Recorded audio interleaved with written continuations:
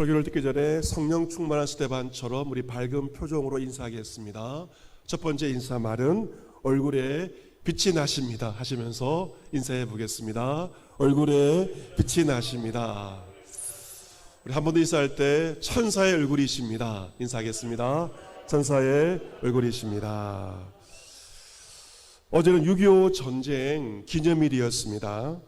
6.25 전쟁이 발발한 지 이제 72년이 지나게 되었습니다.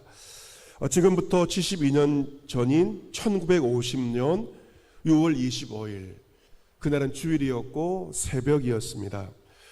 북한의 김일성은 그 당시 최고의 무기였던 소련제 탱크 242대를 앞세워서 휴전선을 넘어서 남침을 해왔습니다. 남한은 전투 준비가 전혀 되어 있지 않은 그러한 상태였습니다. 결국 남침 3일 만에 수도 서울이 함락이 되었습니다. 그리고 한 달 만에 남한 국토의 90%를 빼앗기게 되었습니다. 8월 1일 국군은 낙동강까지 철수를 하게 되었고 낙동강을 최후의 방어선으로 삼게 되었습니다. 이 낙동강이 뚫리게 되면 나라를 잃고 패망할 수밖에 없는, 적화될 수밖에 없는, 공산주의가 될 수밖에 없는 위급한 상황이었습니다. 국군과 유엔군이 필사적으로 낙동강을 방어하였고 그 낙동강이 피로 바뀌어지게 되었습니다. 절대절명의 순간 메가더 사령관은 승부수를 띄웠습니다. 그것은 바로 인천 상륙작전이었죠. 9월 15일 인천 상륙작전이 기적적으로 성공함으로써 기적적인 성공으로 말미암아 국군과 유엔군은 단번에 전세를 역전시키게 되었습니다. 9월 28일 수도 서울을 수복을 하게 되었습니다. 서울을 수복하고 국군과 유엔군은 서울중앙청 앞에서 무릎 꿇어 하나님께 감사 예배를 드렸습니다. 그 사진이 있습니다. 주의 은혜에 감사해서 국군과 유엔군이 중앙청 앞에서 무릎 꿇어 하나님께 감사의 예배를 드렸는데 얼마나 감격이 넘쳤겠습니까? 주의 은혜에 감사하는 마음으로 감사 예배를 드렸습니다. 이제 국군과 유엔군은 10월 26일 압록강까지 진격하여 통일을 눈앞에 두었지만 중국의 참전으로 전선은 다시 역전되어서 1953년 7월 27일 휴전이 성립되기까지 3년 동안 전쟁은 지속이 되었습니다. 민족 상징의 비극으로 말미암아 국군 62만 명이 전사 또는 부상, 포로 등으로 희생이 되었고 민간인도 99만 970명이 희생당했던 한국 전쟁의 역사입니다. 제가 말씀을 드린 것처럼 폐색이 짙은 상황이어서 낙동강이 뚫리면 상황은 끝나버리게 되었습니다. 하지만 주의 은혜와 기적적으로 이 남한 땅을 지키게 되었습니다. 그 후 72년 동안 대한민국은 정치적인 민주화와 그리고 경제적인 번영을 72년 동안 누리게 되었습니다. 이 모든 것은 괴로움과 고난 중에 있던 우리 민족을 향한 하나님의 참으로 놀라운 은총이었습니다. 오늘 성경 본문도 애굽에서 고난 중에 있던 이스라엘 민족을 향한 하나님의 놀라운 은총에 대하여 말하고 있습니다. 이 이스라엘과 우리나라는 공통점이 참 많습니다. 가장 중요한 공통점은 수많은 고난과 수많은 외침을 받은 고난의 역사가 같다는 공통점을 가지고 있습니다.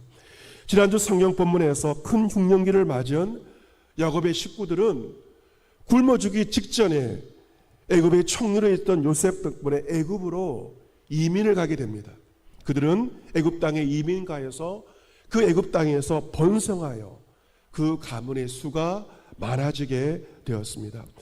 수백 년의 시간이 지나면서 애굽의 가정은 한 가족 패밀리에서 한 민족 원 네이션, 한 민족을 이루는 놀라운 발전을 이루게 됩니다.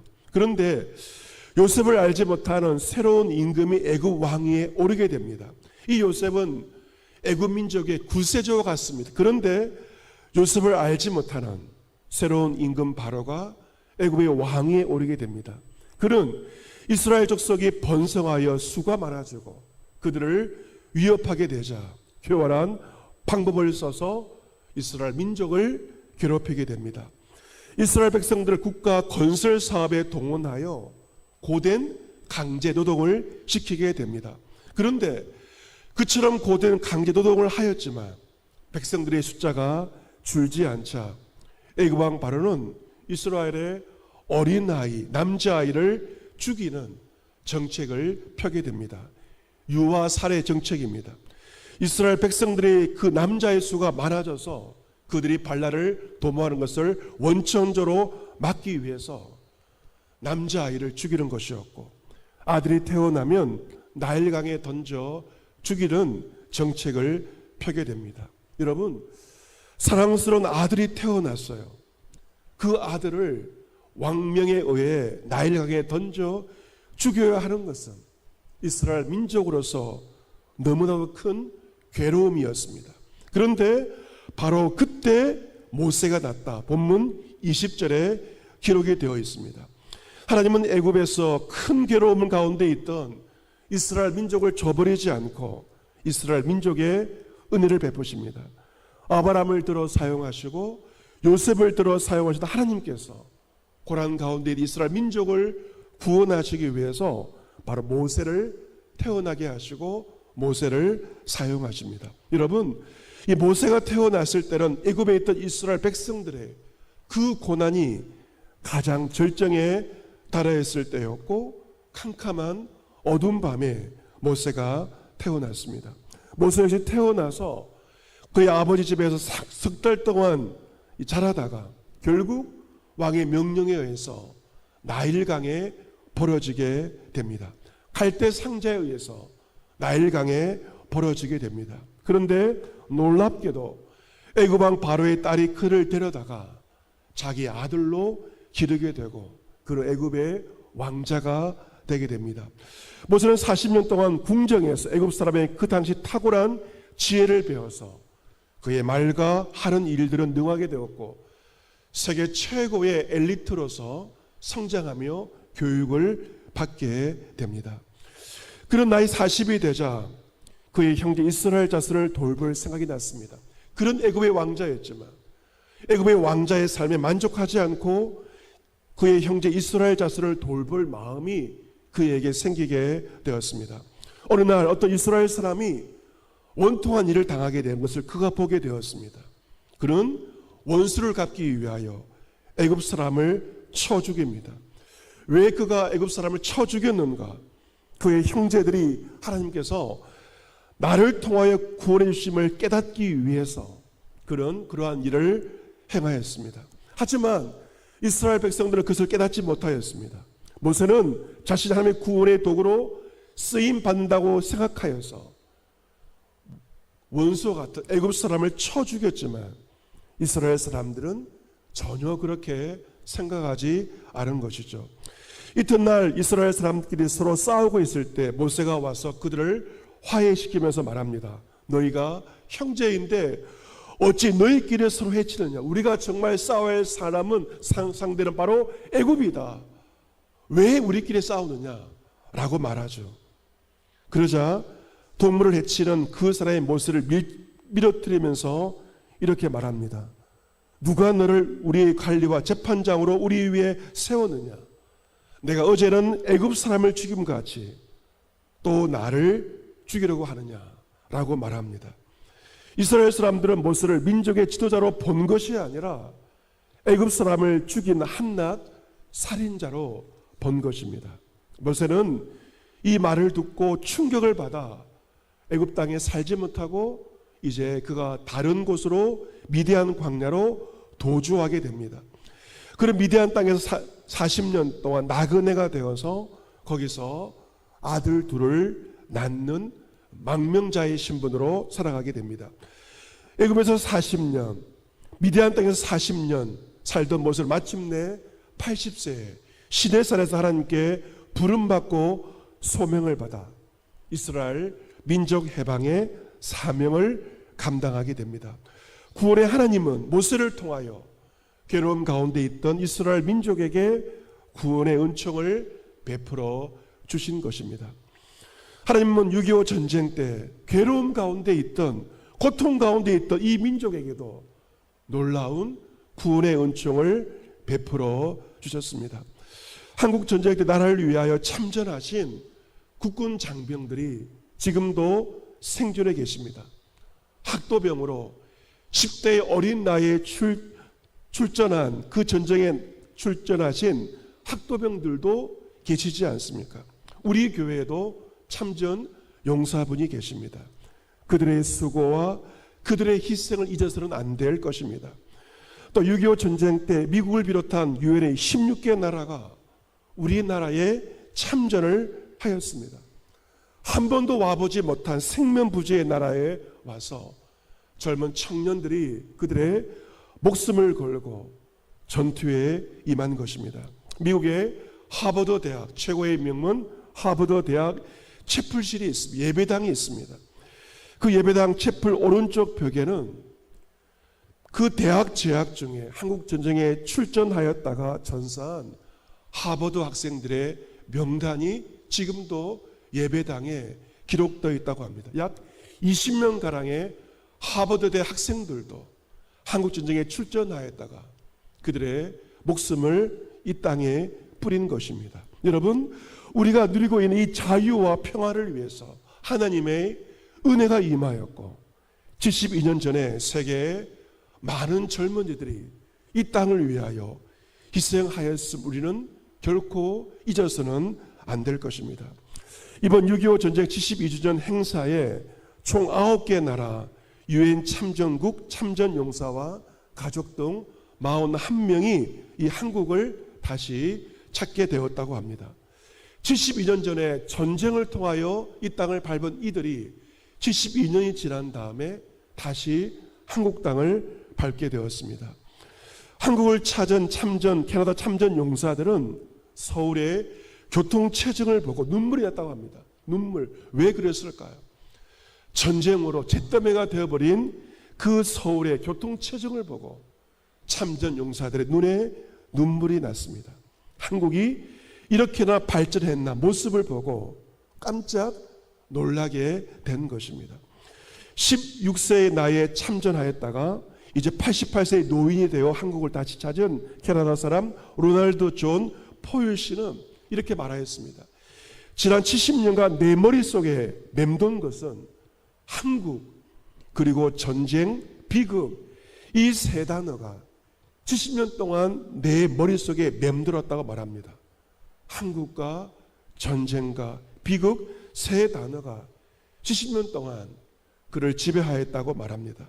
그는 창밖의 서울 도심을 살피면서 나의 젊음이 헛되지 않았구나 하는 것을 고백을 하였습니다.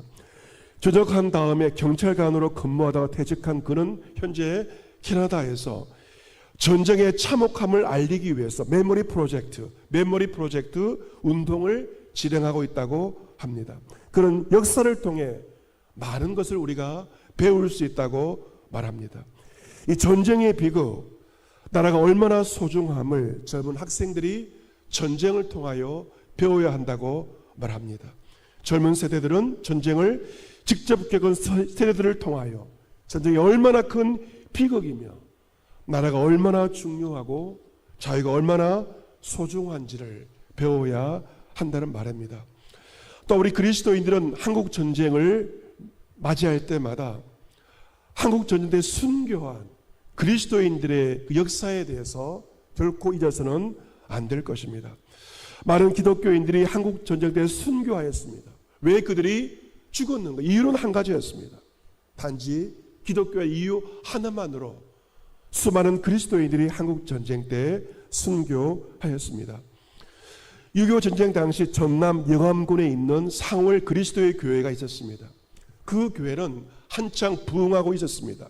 성도 날마다 초대교회처럼 모이게 힘쓰고 찬송과 기도 예배를 드리며 영혼 구원에 힘을 쏟는 초대교회 같은 그러한 교회가 전남 영암군에 있는 상월 그리스도의 교회였습니다. 그런데 1950년 6.25 전쟁이 발발하자 공산군에 협조하는 이 빨치산이 교회에 찾아와서 교회에 예배를 금지했습니다. 예배당 건물을 헐어 불태워버렸고 남은 목재를 방공호 구축에 사용했다고 합니다. 하지만 전도사님과 성도들은 교회가 불에 탔지만 사택에서 비밀리에 예배를 드리면서 신앙생활을 계속하였습니다. 이 빨치산은 전세가 불리해지자 지주와 지식인 기독교인을 학살하기로 하고 그들의 명단을 작성을 하였습니다. 1950년 11월 5일 가을이었습니다. 추수기였습니다. 빨치산은 그 밤에 추수하느라 곤히 잠든 성도를 한 사람 한 사람씩 불러내었습니다. 잡혀온 성도의 손을 다 결박을 했습니다. 그리고 자정을 넘길 때쯤 교육받으러 가야 한다면서 일렬로 세워 인근의 숲으로 성도들을 끌고 갔습니다. 빨치산은 윗옷을 벗기고 미리 준비한 몽둥이, 예리한 죽창, 섯을 시퍼런 도끼, 삽, 망치, 그리고 칼 등으로 성도들을 무참하게 살해했습니다.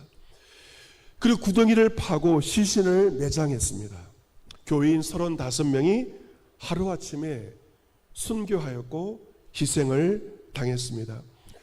그 당시 교회 유일한 생존자, 목격자가 있습니다. 당시 교회에 20살 청년이었고 올해 92살의 임수삼 어르신이 유일한 생존자이고 유일한 목격자입니다. 그는 빨치산에게 가족과 성도를 잃은 그날 밤을 생생히 기억하고 있습니다. 그의 눈앞에서 할아버지와 할머니, 그의 어머니 두 동생이 손이 묶인 채 학살 현장으로 끌려갔지만 그 혼자 줄을 풀고 탈출에 기적적으로 성공을 한 것입니다. 그의 할아버지와 할머니는 끌려가는 중에서도 찬송을 불렀다고 합니다. 날빛보다 더 밝은 천국, 믿는 맘 가지고 가겠네. 할아버지와 할머니는 찬송을 불렀고 성도와 함께 부르면서 성도들은 그 대열을 찬송하며 걸어갔다고 합니다.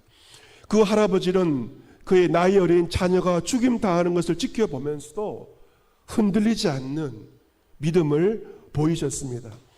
당시 그 교회 성도 58세 서석권 집사님은 순교를 위해 일주일간 금식 기도를 하였다고 합니다. 순교를 앞두고 일주일간 금식 기도를 하면서 부활의 소망을 가지도록 성도들을 권면하면서 기도로 준비했다고 합니다. 빨치산들은 예수를 부인하면 살려주겠다. 그렇지 않으면 모두 죽일 것이다. 빨치산의 위협 가운데도 그 누구도 예수를 부인하지 않고 그들은 순교의 길을 선택하였습니다. 순교자 중에서는 9살, 12살 어린이와 뱃속의 태아까지 순교자에 포함이 되어 있습니다. 여러분, 이 한국교회는 순교의 거룩한 피가 흐르고 있는 교회가 바로 한국교회입니다. 코로나로 인한 이 작금의 상황에서 우리 믿음이 약해질 때 72년 전 우리 선진들이 보여줬던 그 고결한 순교의 신앙을 우리는 되새길 수 있어야 할 것입니다. 우리 자녀들에게도 한국교회의 이 순교 신앙을 전하며 가르쳐야 할 것입니다. 어제 서울의 한 교회에서는 연세 지긋한 권사님들께서 교회에 모이셨다고 제 친구 목사가 이야기를 하였습니다. 왜 모였는가? 6.25 날이기 때문에 마음 맞는 분들끼리 교회에서 모이자고 한 것도 아니지만 권사님들이 그냥 교회에 기도하기 위해서 자발적으로 모이셨다고 합니다. 무엇을 위해 기도하시겠습니까? 나라와 민족을 위해서 그 권사님들은 기도하지 않았겠습니까? 여러분, 우리가 맞이하고 이 자유와 평온함은 그냥 저절로 주어진 것이 아니죠. 하나님의 은혜인과 동시에 성도들의 이 간절한 기도가 있기 때문에 우리는 이 자유를 누리면서 지금도 평온함 가운데 우리가 살고 있는 것입니다. 출애굽기 2장 말씀 보시면 여러 해 후에 애굽 왕이 죽었고 이스라엘 자손은 고된 노동으로 말미암아 탄식하며 부르짖으니 그 고된 노동으로 말미암아 부르짖는 소리가 하나님께 상달된지라 기록되어 있습니다. 하나님이 그들의 고통의 소리를 들으시고 하나님이 아브라함과 이삭과 야곱에게 세운 그의 언약을 기억하사 하나님께서 이스라엘 자손을 돌보셨고 하나님이 그들을 기억하셨다라고 기록되어 있습니다. 애굽에서 자식을 죽여야 되는 그 극한 괴로움 중에 하나님께 탄식하며 부르짖던 이스라엘 자손들은 기도하였습니다. 기도밖에 할 것이 없었습니다. 그 기도가 하나님께 상달되었습니다. 하나님은 그 고통 소리를 들으시고 그들을 돌보셨고 그들을 기억하사 마침내 모세를 통하여 이스라엘 민족 가운데 구원의 놀라운 은총을 베풀어 주신 것입니다. 여러분, 6.25 전쟁 때에도 예배가 중단되지 않았습니다. 6.25가 주일날 벌어지지 않았나요? 그런데 성도들은 피난을 바로 한 것이 아니라 주일 예배를 드린 다음에 피난짐을 쌌고 피난길을 걸어갔습니다. 6.25 전쟁 때에도 참혹한 현실 가운데도 한국교회 예배와 기도는 중단되지 않았고 성도들의 기도는 더 뜨거웠고 간절하였고 뜨겁고 간절한 기도에 하나님께서 응답하셔서 구원의 은총을 우리 민족 가운데 베풀어 주신 것입니다. 하나님의 놀라운 은혜를 생각할 때마다 얼마나 감사한지 모릅니다. 우리 민족은 은혜를 받은 민족이고 은혜에 빚진 나라들입니다. 하나님께 받은 그 은혜를 우리는 갚을 수 있어야 할 것입니다. 6.25 전쟁 때 우리를 도와주었던 나라들의 16개국 나라들의 현재 고통 가운데 있는 세계 여러 나라에 우리가 받은 그 사랑의 빚을 우리는 갚을 수 있어야 합니다. 지금 4개월째 전쟁의 참상을 겪은 우크라이나 땅을 위해서도 우리는 쉼 없이 그 땅을 위해서 그 땅의 회복을 위해서 기도할 수 있어야 합니다. 다음 주는 맥주 감사주일입니다. 보리를 추수하고 감사드리는 절기가 바로 맥주 감사주일입니다.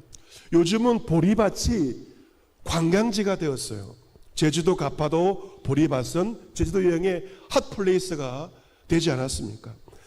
우리 민족에게 이 보리는 고난의 상징이었고 가난의 상징이었고 그리고 생존의 상징이었습니다. 보리밥을 먹으면서 그 배고픈 시절을 우리 민족은 보내게 되었습니다. 지금도 6.25 기념일이 되면 보리떡, 주먹밥, 삶은 감자 6.25 전쟁 당시 음식을 먹으면서 전쟁식의 과거를 체험하기도 합니다. 우리나라가 이 오랜 보릿고개를 넘은 지가 사실 몇십 년 되지 않았고 몇백 년 동안 우리는 이 보릿고개의 가난 가운데 우리 민족은 살아왔습니다. 올해 상반기 코로나가 진정되면서 물가 인상 등으로 경제적으로 힘든 경제 춘군기를 우리는 보내고 있습니다. 우리나라만 아니라 전 세계가 지금 식량난으로 어려움을 겪고 있습니다. 하지만 우리는 그 6개월을 살아내었고 6월 마지막 주일을 보내고 있습니다. 기도할 수밖에 없어 기도하며 6개월을 보내게 되었습니다. 우리 교회는 코로나 상황 가운데도 새벽 기도회와 금요 기도를 중단하지 않고 다른 것은 못하지만 기도하며 코로나의 시간들을 보내게 되었고 그 기도의 응답을 통하여 지난 6개월을 은혜 중에 보내게 되었습니다. 모든 것이 하나님의 은혜입니다. 상반기 우리의 기도에 응답하시며 여기까지 인도하신 에베네스 하나님의 은혜에 감사하여 상반기를 마무리하며 또 하반기 더 풍성한 열매를 기대하며 믿음과 열정으로 하반기를 달려가고자 합니다. 72년 전 한국 전쟁 당시 죽음의 위협 가운데 예배를 지켰고 기도하며 믿음을 지켰던 믿음의 선진들의 그 순교에 부끄럽지 않는 모습으로 우리는 신앙생활을 하며 우리 후배들에게 좋은 본을 보여주어야 할 것입니다. 민족의 괴로운 이 고난의 역사 가운데 함께 하시어 우리 간절한 기도에 응답하사 이 민족을 구원하신 주의 놀라운 은혜에 감사하여 하며 우리가 지금 누리고 있는 이 자유와 평화와 믿음을 지켜나가기 위해서 기도를 실현제를 범치 않고 더 간절히 뜨겁게 하나님께 기도하며 응답받는 저와 여러분과 이 나라 이 민족과 이 땅의 교회가 될 수 있기를 주 예수 그리스도의 이름으로 축복합니다. 아멘.